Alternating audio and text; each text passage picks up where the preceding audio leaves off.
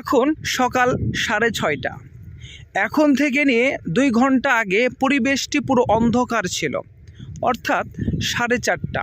ভোর রাত 4:30টার সময় এই পুরো পরিবেশটা অন্ধকার ছিল। এই আলো আর অন্ধকারের পিছনে কি কোনো মানুষের হাত রয়েছে? প্রধানমন্ত্রীর হাত রয়েছে, না মস্ত বড় মেশিনের হাত রয়েছে?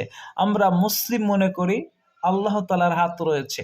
দুঃখের বিষয় কি জানেন, আমাদের মধ্যে কিছু মানুষ রয়েছে, তাদের বলা হয় নাস্তিক। তারা কোনো স্রষ্টাকেই বিশ্বাস করে না, যারা স্রষ্টাকে বিশ্বাস করে না, তারা নিজ চোখে দেখা নিদর্শনকে অস্বীকার করা, এত কিছু। তারা বলে কেউ কি আল্লাহকে দেখেছে? না দেখে আমরা কেন বিশ্বাস করব? আমি বলি, বিশ্বাস শব্দটা তাদের কাছে মানায় না। বিশ্বাস কাকে বলে? কোনো না দেখা জিনিসকে মেনে নেওয়ার নাম হচ্ছে বিশ্বাস। দেখার পরে সে বিশ্বাসটা থাকে, তাদের এই শব্দটা বোকামি ছাড়া আর কিছুই নাই।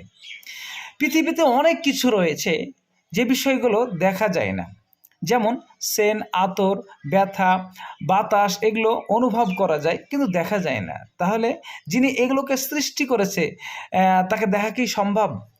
আল্লাহকে দেখা সম্ভব, এই চর্ম চোখে নয়, মৃত্যুর পরে কিয়ামতের মাঠে, জান্নাতে, জাহান্নামে এগুলো দেখতে পাবেন।